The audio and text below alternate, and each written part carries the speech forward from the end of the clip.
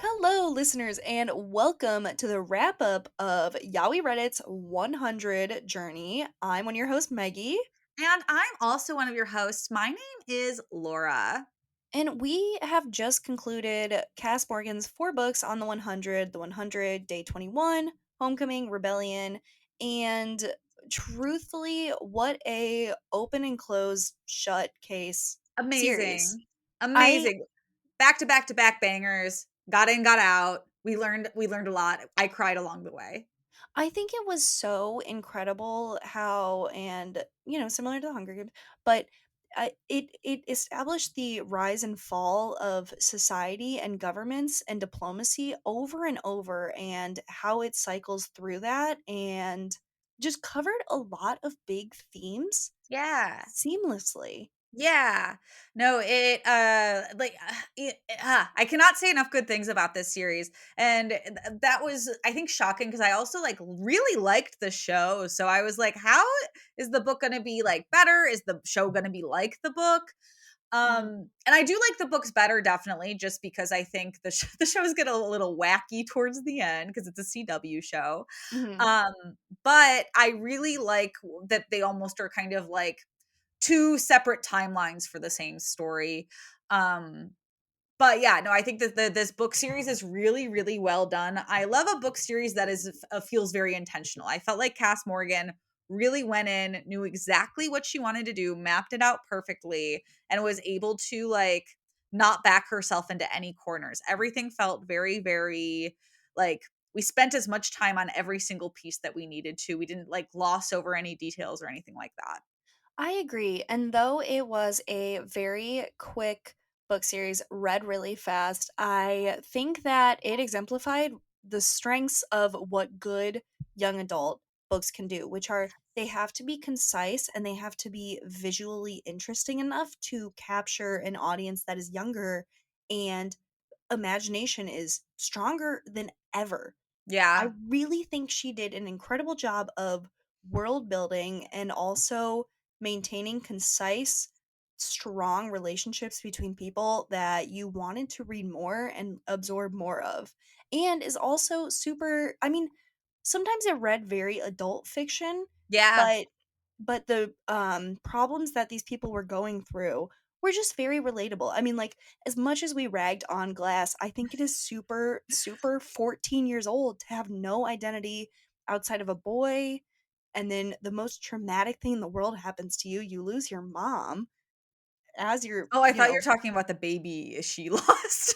oh my God, yeah. I mean, this That was poor also like girl. glasses had you know, let's dive into the character arcs because I think this Hmm. transitions nicely into our very first episode, Maggie. We really loved Glass as a character. We really loved the direction she was going in. We even really were kind of excited when she was finally going to go to Earth because we were like, wow, Glass has done so much up in space and she's a little bit of a rebellion. She's rebelling in her own way. And by books 3, 4, it just kind of felt like, in a way, in like this, in the nicest way possible, kind of felt like Kass Morgan didn't know what to do with Glass when she got back down to Earth. So just kept putting Glass in situations where she wasn't with everybody else. That is true. I feel like the third book, Glass, really just glazed over for me because that one was the one where I was like, wow, her identity is so tied to Luke and just getting him out of Yeah. this situation that that's really the only plot that she can kind of have right now. Yeah, Made no, me like pretty sad. third book Glass almost felt just like a plot device to give some like breathing room to everything that was going on with Wells, Bellamy, and Clark. And I was Hmm. like, okay, it's just kind of like a little like side quest that I see, but at the same time, like it's weird to say that I really wish something worse happened to them while they were battling the bad Earthborns in their little cottage. I was like, you're telling me that Sasha dies, but like Luke just gets a bad like leg injury and he's fine. I think we need to kill Luke, I think, for Glass to grow in this environment. I think so too. I think the stakes needed to be high for her, which is so unfortunate to say Given because, the stakes were so high, she lost her mom in front of her. that is you needed to maintain a current throughout that was like, if this is gonna be your tragic character, this is gonna be your tragic character, Yeah. and she needs to persevere nevertheless, but she stalls for a while, and I understand trauma works like that, but it is a action-packed, Hey, fast-moving book series. this book series does move really fast, and I feel like in any other circumstance, I would be very much in disbelief of how quickly things are happening. I'd be Mm. like, these love stories, they're happening in over the course of days and weeks rather than, months and years. But I feel like given the need to survive and how intense and how scary and how Mhm. visceral everything is, it is very believable to me that it takes a week for Bellamy and Clark to be like, "Great, we're a thing." It takes 3 days for Sasha and Wells to be like, "Yep, we're a thing." Like, I weirdly was very on board with how fast some of these things were developing at times. Oh, absolutely. I think that the timelines would move super fast. You know, when you like watch a show and you realize that such a short amount of time has passed? White Lotus, perfect example. They're at this resort for a week and Yeah. all of this shit happens. It feels so unrealistic because you know how to map the days because you live not the most similar life because they're super rich, but you live similarly to them. With this, it is so phantasmical where they have fallen out of the sky, they're on Earth, they're rebuilding things, and things do have to move super quickly. Yeah. I could see them not existing in a bubble. You know, the other Earthborns come immediately, which also poses a super interesting question, which is if they ever traveled from Virginia out west, what would these other regions and the people that are native to it Yeah. look like or Yeah. act Yeah. like? And it's crazy that Cass Morgan really does set up for herself that there's a whole world of survivors out there, and we get to see little glimpses of them in the fourth book, and it speaks volumes in a way that we never hear more about them. I mean, she could have easily went further into her world that she built and told us more about the weird cults and the farmers and the other tribes and factions and everything that exists, but it makes the world so big that she's not doing this because really now the possibilities are endless, which is one critique that I do have about the Hunger Games books being so extended now. Like the world is getting smaller and smaller because we're just Mm, looking yeah. backwards at characters that we already know a little bit about. Yeah, But I'll read every Hunger Game book that comes out. I want to be that is very true. clear about that. I think it's also awesome because since there is this world and she can play with it so much, and part of the reason earlier I was talking about there's different like government systems, there's like Yeah. oligarchs, well, I don't know if I would consider the protectors fascist. I don't really know. Newborn Yeah, our Hey, evangelicals? listeners, do you think cults are fascists, or do you think specific cults are fascists while others aren't? It didn't seem like they were targeting like marginalized group. They were just like Right, we're if they through were targeting all Darwinism. groups, that makes it better, I don't right? know, maybe they are fascist. But anyways, I do think that what is wonderful and beautiful about this and having different civilizations is that at the central question of it is what makes humanity human, Mhm. because we have one idea of how society is supposed to interact with things, and here you have these budding societies that are everywhere and have different rules and ethics. Like the Earthborns are super peaceful, really in touch with nature, just kind of we are all equal, one and the Yeah, same. And the protectors are complete opposite of that, which is we all have a destiny and we kind of have a hand in deciding that destiny. yeah, I don't really know where the colonists fall on it, but I think that that is one of the strengths of the 100 too, is that you can have all these different civilizations and you can take the time as an author to build them out. And where are yeah, they? Do they ever interact, like do they move in in the show like yeah, yeah. across USA? Oh, yeah, you're gonna be really interested in this because the show, each season is them kind of facing a new group of civilization that they've run into on Yeah, hell Earth. yeah. It's That's cool. really fucking cool. And it's I think it's very hard for me personally to stay engaged in dramatic TV shows because I feel like they get a little too same, and a little boring.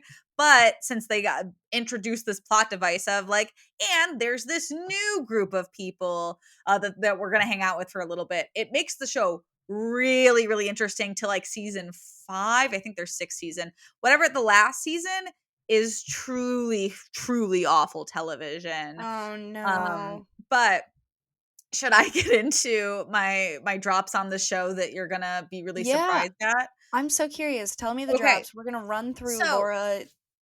I'm Yeah, gonna I'm gonna surprises. we're gonna do a speed run because Okay. the first season is pretty much a lot of the books. You know when Octavia gets abducted in the books? Yes. That happens in the book series, but she's abducted by a hot Earthborn named Lincoln that we don't know who speaks English or not. And then they date for like 3 seasons, and we all just kind of have to gloss over the fact that he kidnapped her because he thought she was pretty.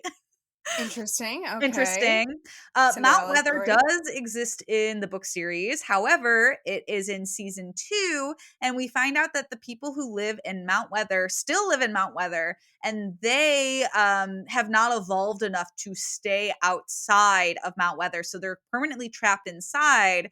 And the entire plot of season 2 is they realize that they take the 100's bone marrow, they can inject themselves with like a potion that will allow them to survive outside. So they immediately want to kill the entire 100 after like welcoming them into Mount Weather. Oh, that's crazy. There's no Eric and Felix gay couple in the show, but Is there gay couples though? there is a gay couple. I've told you this, I think, in text. Clark is bi in the show. She dates Lexa, who is the Earthborn faction leader for a little bit. They have a little like, ooh, I we love shouldn't be that. dating because the Earthborns hate us. The Like the Earthborns are Jets and the also a Sharks. lot West Side meaner in Story. the show. They're not peaceful at all. Oh, that's fun. I've also told you this, Bellamy oh, sorry, I said there was no, Eric and Felix, but there was a Monty and a Jasper, and they're just, like, besties, and they love each other, but, like, in a platonic way. Monty and Jasper, what a name. Yeah, really, really great guys. There's no Graham, but there's a character named John Murphy who I think is supposed to be Graham. Okay. He's a great character, he's a wonderful arc. Chancellor Jaha is very, very prominent in the show. So he's His not in a whole coma. No, his whole thing is he goes down with the ship, but he's alive, and he finds a way Mm. to come down by himself, like, as he's, like, dying from oxygen, and then he lands in a whole desert by himself and has to, like, go find Whoa. everybody. It's a really cool plot line, actually. That's crazy. And I've And also then told you this, Clark and Bellamy do not date in the show. It's kind of like they start building it as a very slow burn. And then in the final season, Bellamy gets really religious from this one guy who likes to no hike way. mountains. This is true. And Clark shoots Bellamy because she doesn't know him anymore. W- And Wait, and what? everybody in the 100 fandom is not happy about this. Like all of this, like Bellamy would never, Clark would never. This is bad. At least in the books they get together. What on earth? Are you Yeah, serious? the series takes a lot of jumps. So Which they don't date no, at no, all? no. When they get to Why? Earth, Clark dates this other guy whose name I'm blanking on, but he's dating like an engineer who's up in space, and she also finds a way to come down. And Clark ends up killing this guy as like a peace offering to the Earthborns. It's very, very dramatic. She kills her She boyfriend kills her boyfriend to like as a motivation for peace between the two because groups. she really wanted to hook up with the girl who was leading the Well, Earthborns. that and the faction was gonna kill him anyway because he like went crazy and like killed a Wait, I child or love the something. message that they're sending here. They're like, just if you want to date her, kill her boyfriend. Readers, if she would, she would. And so the and I'll leave with this because I could go on to this for another 10 I'm minutes, I having the think. time of my life right now. But oh, and also I've told you this too. Wells dies in like the 5th episode of the first season. They just Yeah, threw it sorry off guys. him, which is hilarious. There's no Glass, there's no Luke, obviously. That's fine. We can do without. We can do without. The series ends with they somehow come into contact with like an all-knowing power that wants to welcome souls into the afterlife. What? And yeah, it gets weird. So like they come into contact with like the all power This is like But the Lost effect when they're like, "It was all just a dream, you're all dead." except it's not, because it gets so much worse. Ugh, This all power somehow blames Clark for all the death and destruction that has happened over the 6 to 7 seasons of the show, even though it's not her fault at all. Like, yes, she has some blood on her hands, but literally everybody does. Because also in the show, everybody fucking dies very, very like often. Um, damn. and so they make her sacrifice like, you stay on Earth forever, but every other living being gets ascended. and then it's like, and then she agrees because she's like, this is my final act. I'm gonna save everybody. But then the show ends that like all of her besties that are still alive decided to stay on Earth with her, with like nobody but themselves. And that's how it ends. They all just live on Earth happily ever after. Their souls will never transcend, and that's the ending of the series. Oh my god, Oh, and then they spin off into vampires. well, no, but this is also leading up to this season. Earth is no longer able to be inhabited, so they get into a spaceship and then they have to go to space sleep for 200 years, because that's how many light years it's going to take for them to get to the next livable planet.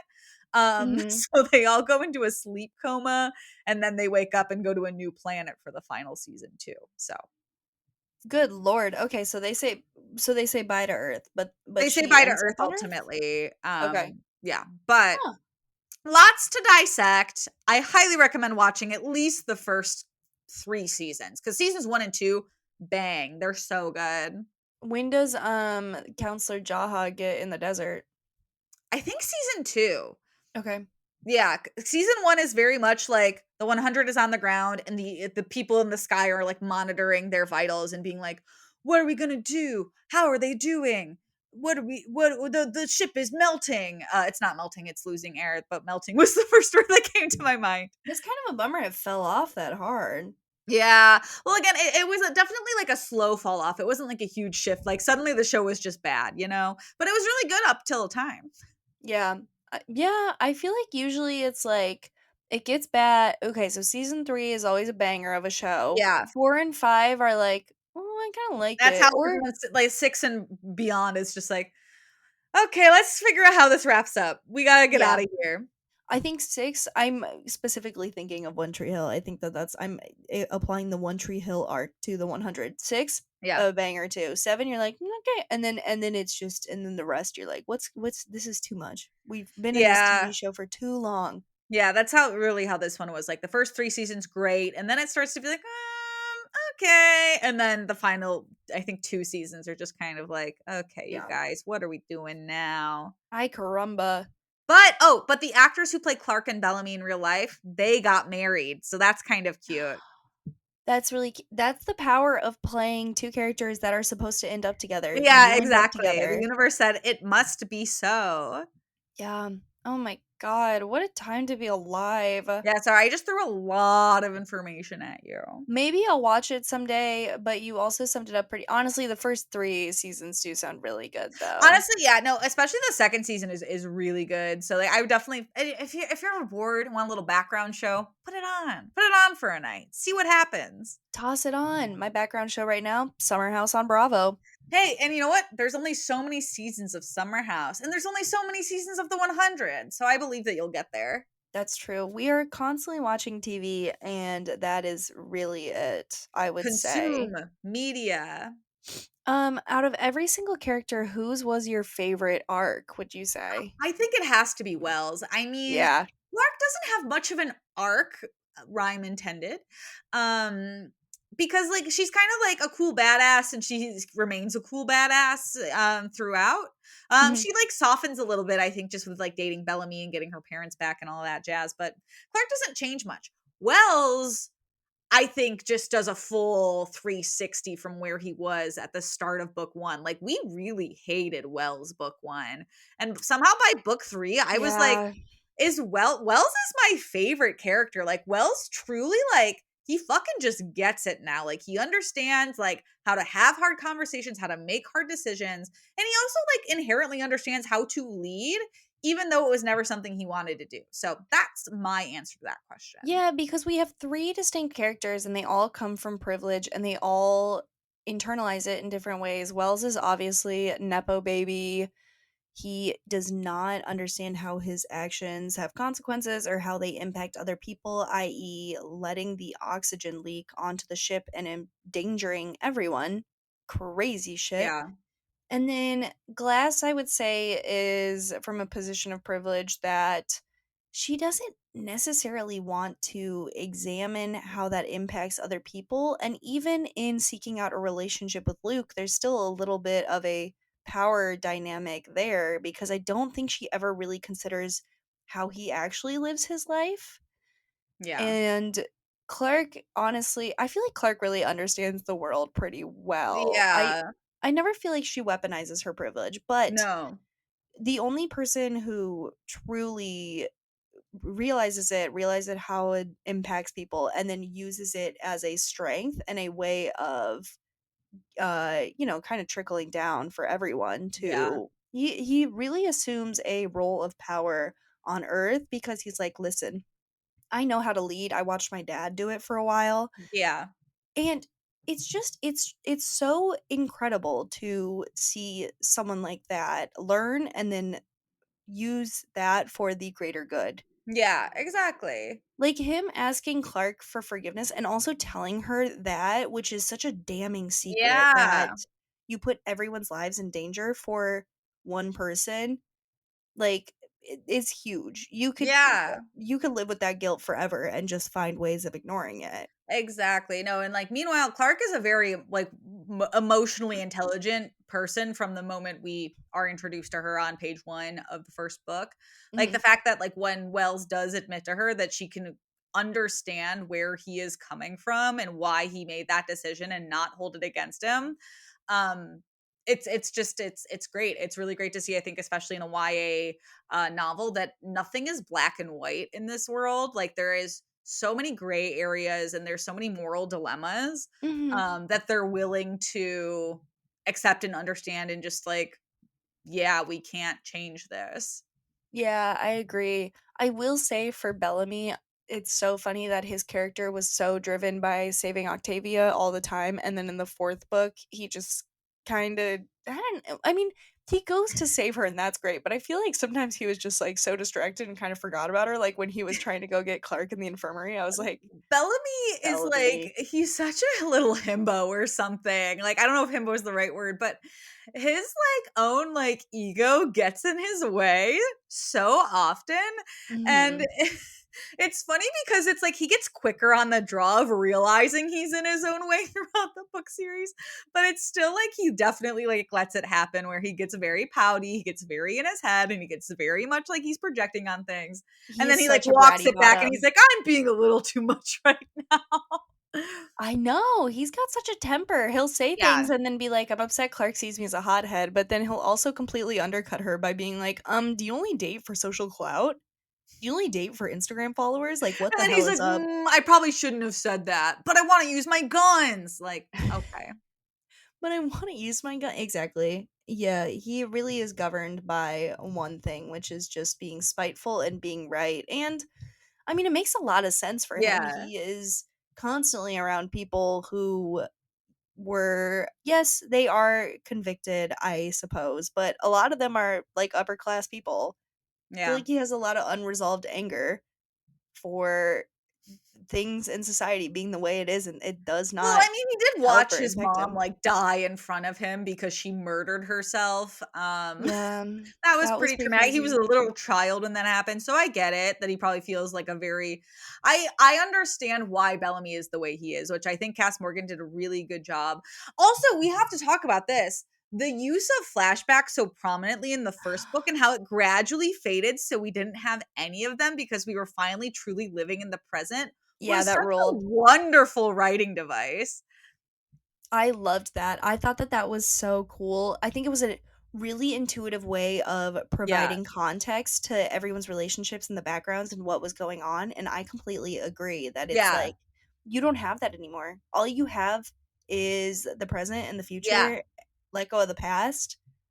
That Beautiful. shit fucking Beautifully ruled. done. We haven't seen anything like that in any of the series we've done. Because it paralleled with the hesitancies that the Yeah. characters had towards each other, and then eventually they start getting along, and it Yeah. completely faded away. Yeah, that was a really Ugh. cool tool that I've never Yeah, seen like, and it before. I didn't even, like, think, like, you don't even readily notice it. I think it was, like, halfway through book 4 where I was like, "We're not even using flashbacks anymore. We're just here. Isn't that this is crazy." When did they But drop off? Were they they still started in fading 3? off in book 3. We got a couple of them in book 3, like, when, like, Clark remembers, like, Scott, that creepy guard. Oh, yes. We get just small things in book 3, but not a lot. And then they're completely not there in book 4. So, That is true because, I mean, everyone who could exist from the colony is now on Earth yeah. and just vibing. Yeah, just vibing, straight vibing, building houses and shit. Vibing, just straight vibing and just hanging out, hunting, gathering. I was really sad when Sasha died. That really sucked. Yeah, yeah, and the show will do that too. The show really will just be like, "You know this character that you love? They're donezo now." It's like, I "Damn do it, think it's what?" so wild that they killed off Wells just It's immediately. and they never stop killing people off. It's crazy. Like Game of Thrones really stopped doing it. The 100 didn't. Um Yeah, But yeah, it's I was almost kind of one, I was really surprised when Sasha died, but I was also surprised that they didn't like kill off more key players. Like Graham was a pretty big surprise too, but I really thought we were going to get 1 to 2 more like tragic death scenes. I think you bringing up Luke is a good point. I think that Luke would have been a really I think good Luke would have been expendable a good character. it is very weird to say like I really wish this character would have died because I think it would have like made the plot move in a way it needed to. Um Also, one thing that did upset me was the fact that him and Glass never talk about Carter. No, or they like and they also never talk about, like, Camille and what the fuck happened with her. Yes. Like, Camille drops the bomb that, like yeah, like and they also really never talk about, like, Glass's mom. They don't really, I mean, she's just like, "I'm sad That's all the time." But I did my wanna problem know. with their relationship is it doesn't have the emotional depth. It feels very, Yeah. like, they like each other because they decided that they like each other. It feels very cosmetic, and I that's what was I think I'm missing I was in their always entire expecting Carter to pop back up, yeah. and then it was a topic that they just completely swept under the rug, and she was like, "I Yeah. feel guilty about it." And I'm like, "Well, you feel guilty because it's unresolved.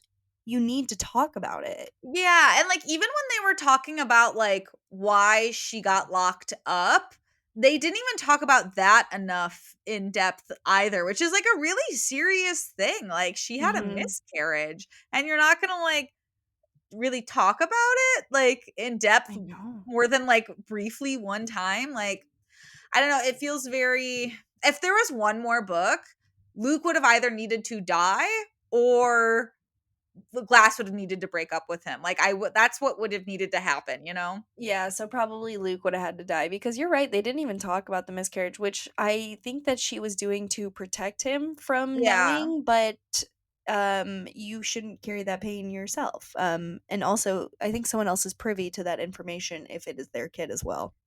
Yeah. Call me crazy. Call Yeah. me crazy. And also it's like I think yeah, I needed something from like Luke that acknowledged like yeah, Carter was a piece of shit, you know? Cuz Carter was an actual piece of shit. He really was. I love that they are not in the TV show, but they are the most easy to rag on and memorable for me because I think I had so many problems. The Bellamy Clark Yeah. Wells, the triple threat right there, they were so good. I loved. They really uh, handed off power between the three of them Yeah. so well. Yeah, no, 100% agree. Like, it's weird to say, like, again, like, Glass didn't need to be a character by, like, book 3, and I felt like we could have just killed Glass off, that would have been sad, like, wow, Yeah. this girl had, like, such a hard time and still just died at the end of it. I also did Um, love though that once Bellamy figured out that I'm sorry, did you find this funny too? Once Bellamy figured out that Wells was his half brother, he was like, "Look at this. My sister, my brother, my girlfriend all in one place." It like seemed like he elevated Wells to the same level as Octavia, and I thought it yeah, was so I get funny. the one thing we have to give Bellamy kudos for is that he truly is a ride or die. Like, he Yeah. fucking walks in, he's like, "We're related by blood." locked in. Well, you're my top tier person now. Which is so funny, it's like, it doesn't even matter that they had all this beef before. Also, I do love that a lot of the beef is not the fact that that's Clark's ex, it's solely to do with the fact that his dad was running the entire colony. That Yeah. rules, that's fun. Very mature of Bellamy. I don't know if I could say Yeah. the same at 15. I probably would have been like, "That whore." Well, Bellamy's 19, so Oh, he well, yeah. is. Yeah, You're Bellamy's right. 19, I think Clark is what, 17, 18. Wells is 17, 18. I think Glass is 16 or 17, so Yeah, I think that Glass was 17 and then Luke was 19. yeah. I was like, "Okay, impregnate your younger girlfriend." I mean, that's Yeesh. probably fine at that age, I don't really remember, but Yeah. 1917, I can Everything's remember. different in space-time too, You're so right. It's like dog years. I Mm. I think I'm at a point where I may have spoken my piece, Maggie. Honestly, I feel like I am pretty content to we talked about most of the things that I wanted Yeah. to talk about, and also you got to talk about the TV show, which I was really excited And about. thank goodness for that. I was really excited to tell you more things that you may or may never watch on a TV screen. So thank you for letting me do that. I know I do watch a lot, but I can't get to everything. They, in That's due for sure. time. In due There's always time. next year and the year after that. You're right. Well, I think that that might be the wrap up for the 100, our recap on the entire series. It was a really fun time, a really great book. Highly recommend if you're looking for a trip down YA dystopian memory lane.